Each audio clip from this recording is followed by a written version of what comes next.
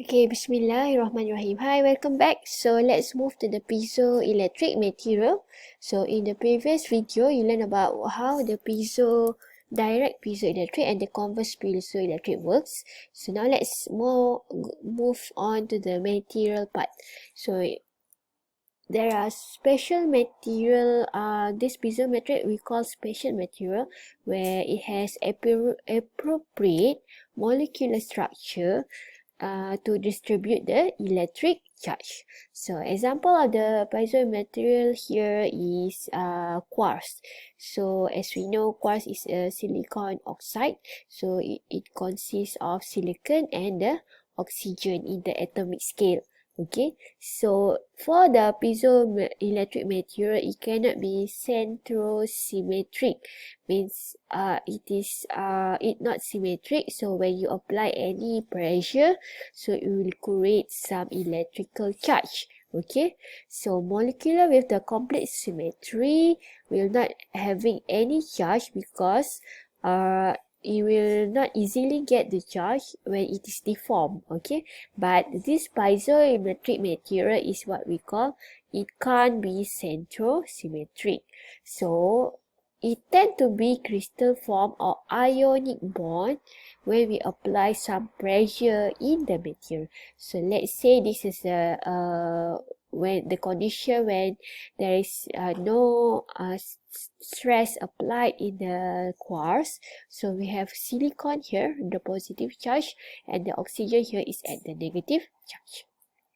So once you apply the pressure or you squeeze it, the charge will be accumulate on top and at the bottom of the silicon oxide or the quartz, and it will exhibit the piezoelectric effect. So if we look at the figure 2, sodium chloride, it is centrosymmetric. So this is what we call centrosymmetric. This is what we call non-centrosymmetric, where piezo only happen at the non-centrosymmetric, where when you apply the pressure, we can accumulate the charge on top and the bottom of the material. Okay, so this figure shows again the quartz unit, that is silicon oxide. Okay, so when you apply a stress, more positive charge means the more positive charge silicon ion is concentrated at the bottom.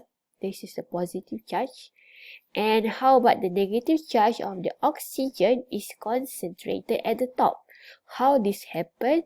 Because this is a non-centrosymmetric element. Okay, if you look at the figure B below, this is not piezo material. This is sodium chloride. It is centrosymmetric. Everything is symmetric in this molecular structure. So when you apply any stress, there will be no accompanied electric charge happen inside the sodium chloride. So we can see it happen at the piezo material, but it can't at the non-piezo material. Okay. So let's move to the equation. So the first equation of the piezoelectric is S equal dE. So what is S? S is the strain. E is the electric field. So this is what we call converse effect. When you apply electric field, a voltage at the device, so means there is a piezo material, you apply the voltage on top and the bottom, what will happen to the material? It will be start to elongate or deform the shape. So this is what we call converse effect. What will be the second effect is D equal dt. T is the stress. You apply the stress, you squeeze, or either tensile stress or compressive stress. What will happen to the material? It will accumulate the charge and will give some voltage. So this is what we call charge density. So for both material, we have what we call D here.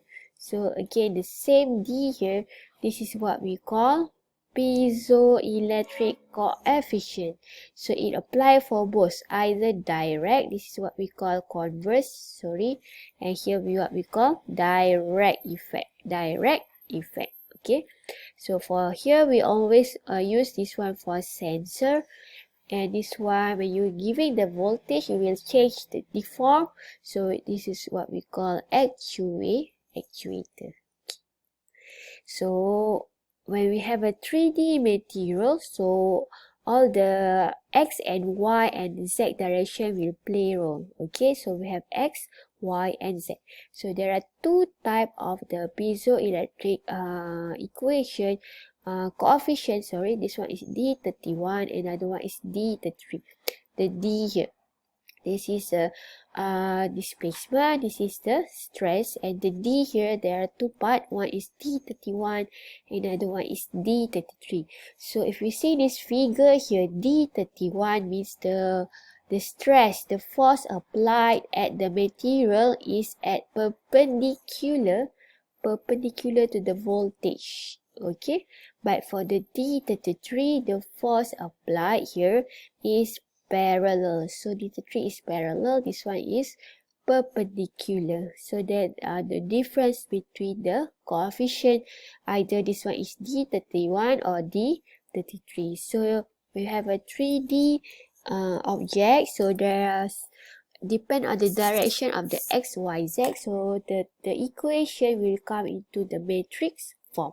Okay, so same here, we have I, J, and all the x and y and x axis. So the basic is S is equal to D, E, and D equal to D, T. D equal to D, T. So this is what we call converse. This is what we call direct effect.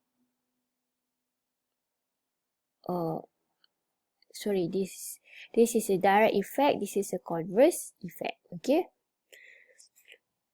so what is the coefficient that the important part in order to you to evaluate the piezo material, whether this is a good material or not?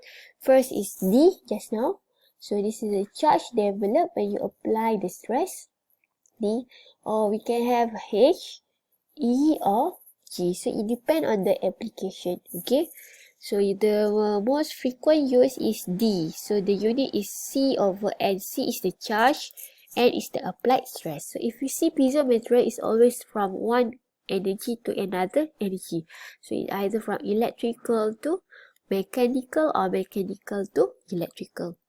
Another important parameters here is the coupling coefficient.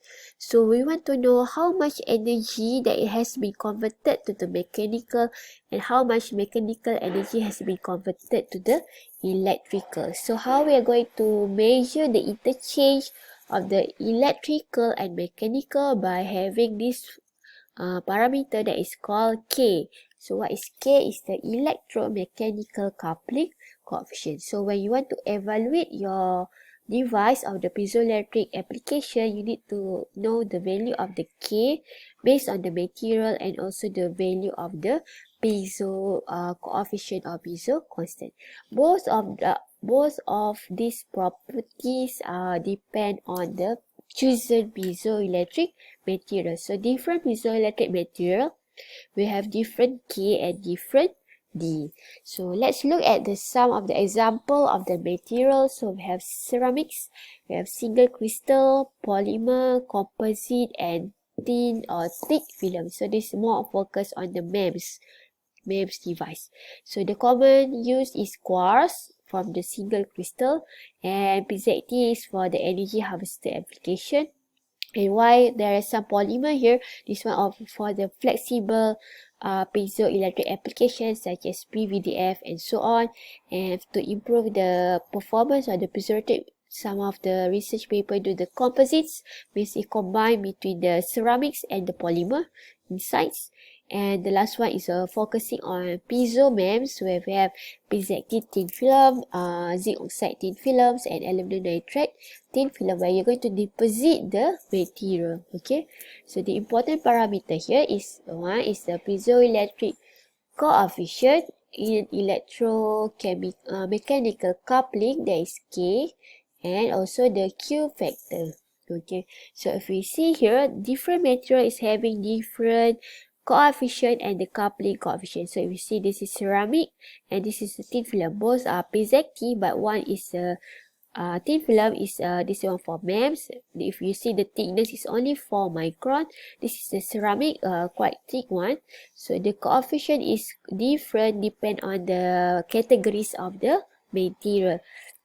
So if you see here, the piezoelectric film for the MEMS device is higher compared to the ceramic one, is a double the number, right? And we have D33 and D31. D33 is the force is parallel to the voltage applied. D31 is force is perpendicular to the voltage applied. So this is the classes of the piezo materials. We have single crystal, we have ceramic, polymer for the flexible electronics, and the again, how to enhance the performance of the polymer. You do the composites where you combine between polymer and the thin film. This one is a biopolymer with the barium titanium oxide and the polyamide and the piezoelectric. Okay, and what is the difference between when we're talking about piezo MEMS? So there are thin film or bulk piezo. Bulk means just now the ceramic is a very bulky and large form factor. Why we are moving to the thin film? Because now we are talking about MEMS, right? The device is very small. Usually the substrate is silicon, where you are going to deposit the piezo material on top on the substrate. So this will make the device much more smaller, and the thickness will be in the form of micro, very small, but the performance will be better compared, maybe better compared to the bulk piezo. Okay. And this is the sample of the image of the thin film where after you deposit it, so the substrate may be silicon oxide or silicon. So this way you doing the etching at this part, and here is what we call the piezo material. For the second figure, the piezoelectric is sandwiched between top and bottom of the electrode. And for the first figure also, it is sandwiched, but it's not the curved part like the figure just now. If you see, the thickness is only 2 microns, so it's very thin. When talking about MEMS, the thickness is only in the micrometer thickness, okay? And it will be sandwiched between top and bottom of the piezoelectric city. Okay, so that's all for the piezo material. We will continue on the next video on the some of the application. Assalamualaikum warahmatullahi wabarakatuh.